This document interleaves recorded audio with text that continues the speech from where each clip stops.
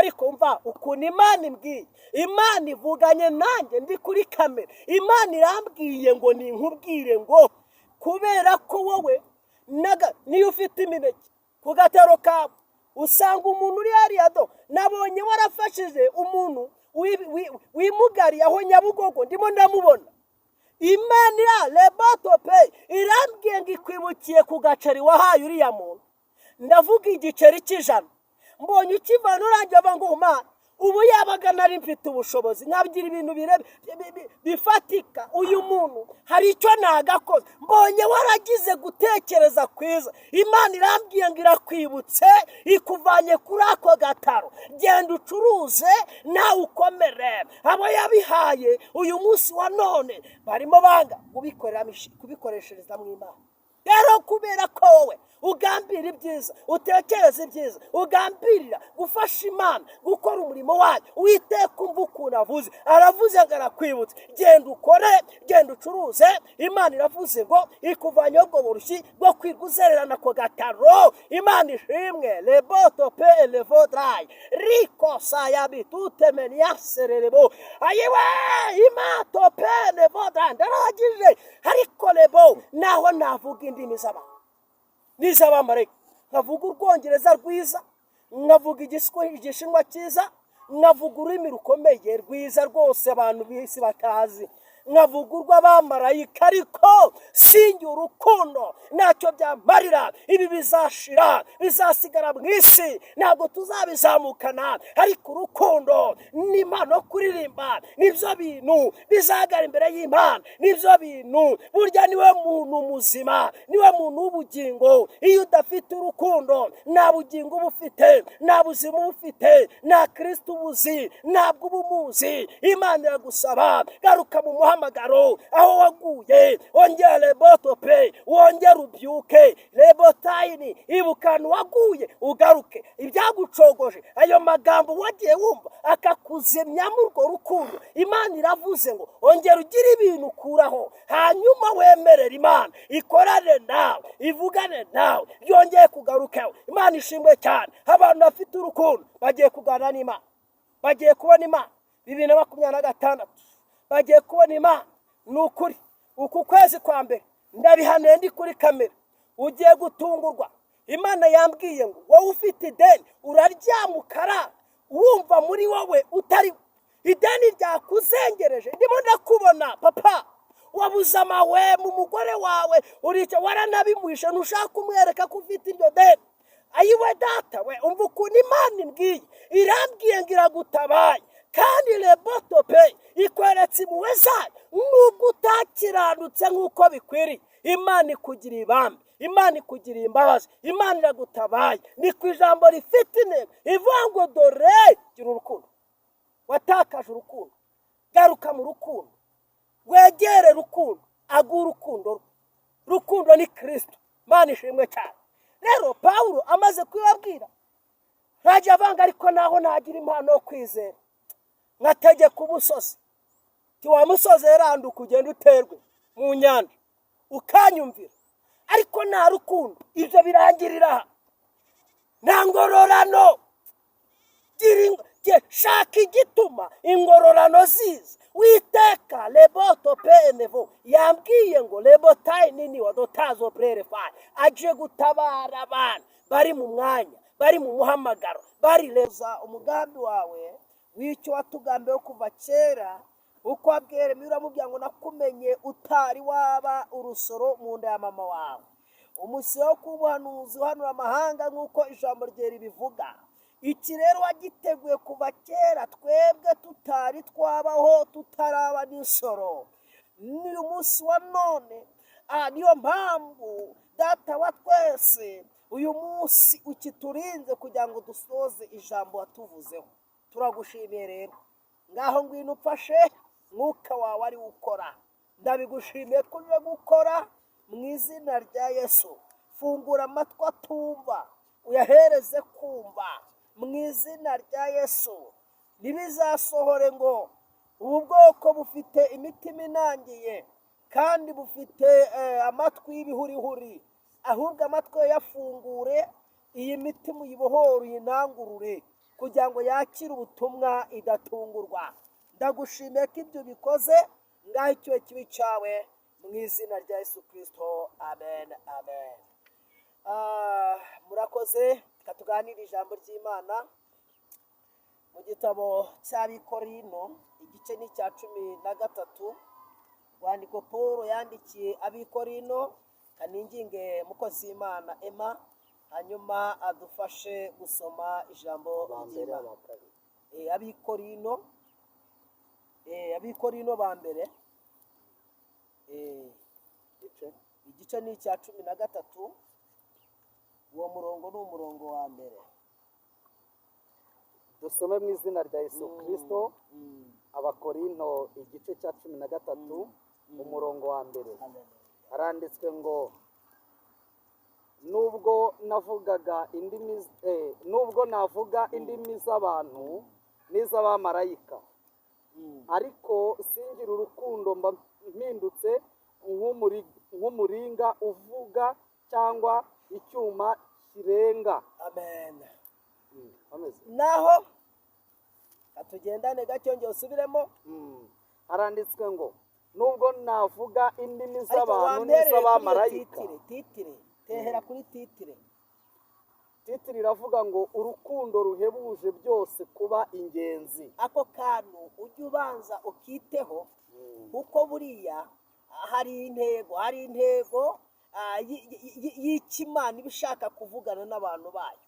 Ni ukuvuga ngo titire iravuze ngo urukundo ruhebuje kuba byose ingenzi.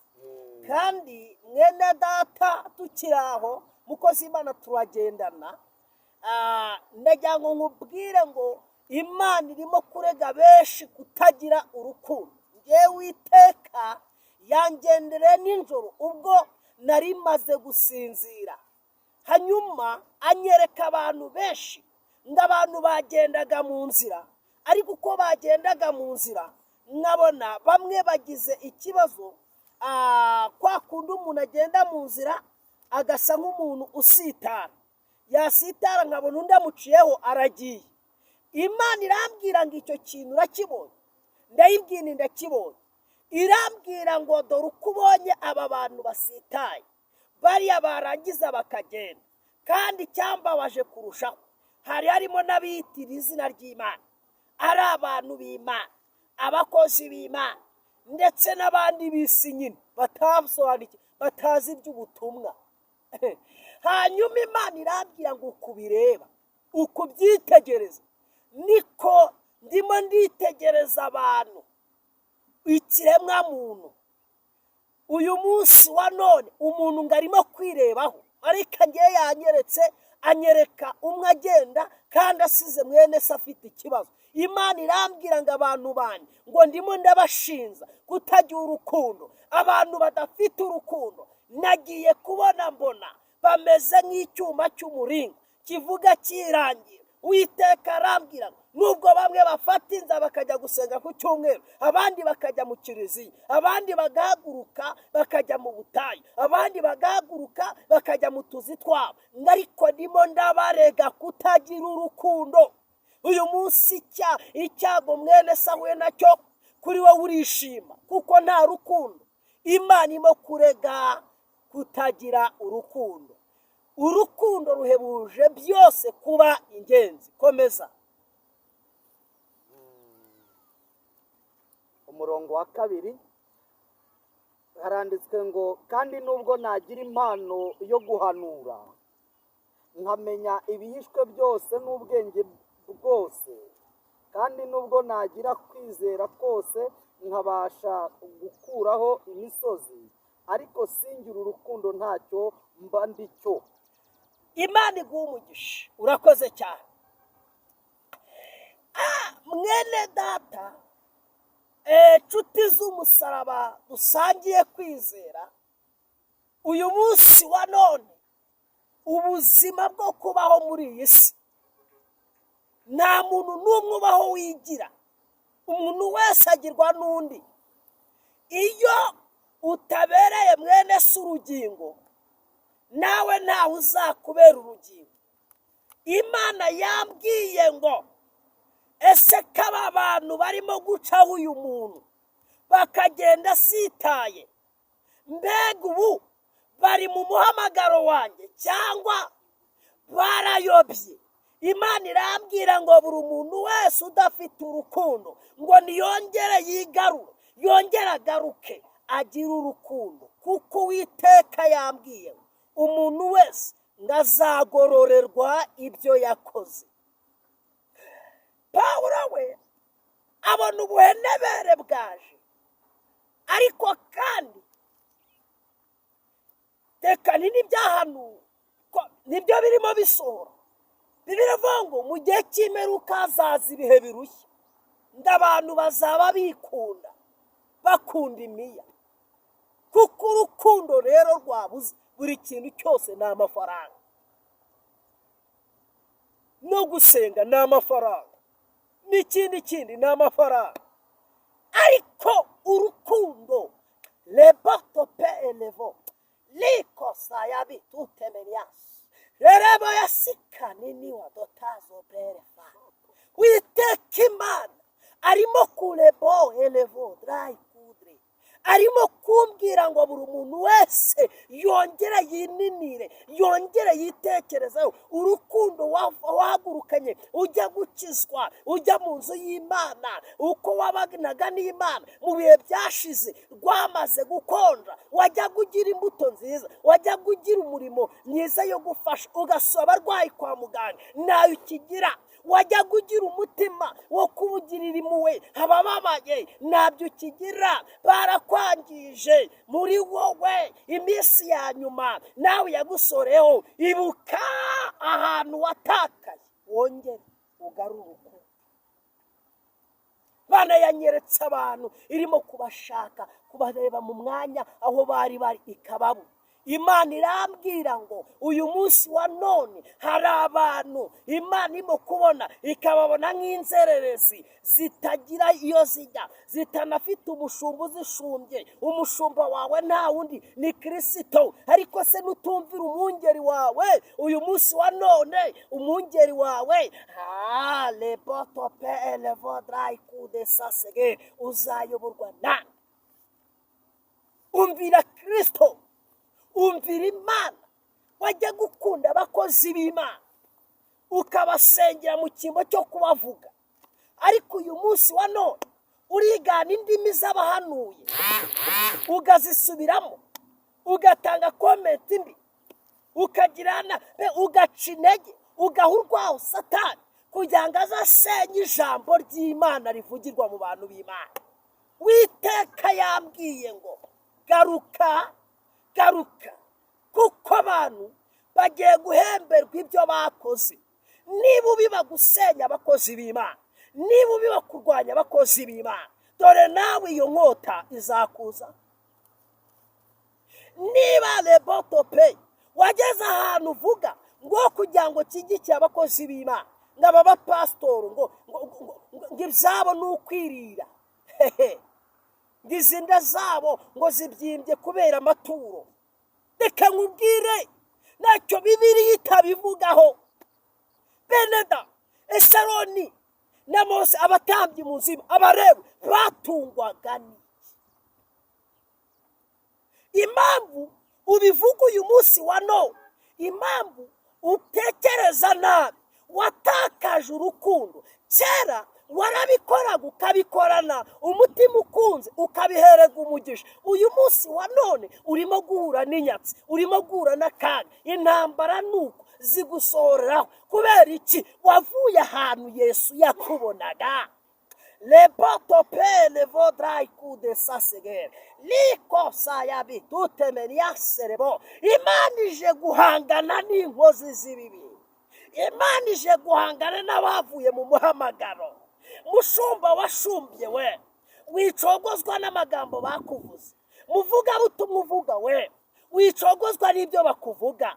Yewe mucuruzi we, ukiranukira Imana mu bucuruzi bwawe. Witinya, witinya. Imana iragukunda, ije gukora ikintu gikomeye, ariko lebotope ab'isi ntibakuvane mu mwanya hahandi Imana ikubonera hamwe muziranye hamwe ye lebotope levodrayi kude sasegeri bakuvanyemo uburyohe bwo gukunda abantu b'Imana, bakuvanamo uburyohe bwo gukunda mu nzu y'Imana. Wumva amagambo ngo aba ni abesikoro, nawe ugenda muri icyo kigare uva ahantu wari uri aho Imana yakuboneraga. Imana yambwiye ngo watakaje urukundo, ongera ugaruke mu buntu. Ibibe bya nyuma birimo bisohora mu bantu ntibikugereho, mbega ntibikuzeho ngo bigutandukanye n'umwami wawe. Pawulo yandikira ab'i Roma yarababwiye ngo ese ni iki cyadutandukanya n'urukundo rwa Kristo? Lebotope elevodrayi kude sasegeri. Ni iki kigutandukanya n'urukundo rwa Kristo? Ni iki cyadutandukanya? Mbega ni iki? Ni inzara se? Ni amakuba se? Ni iki? Ni uko twabuze ibyo turya? Ese ni uko batuvuga? Ese ni uko badusebya? Ni iki gikwiye kudutandukanya n'urukundo rwa Kristo tukava aho Imana yatuboneraga?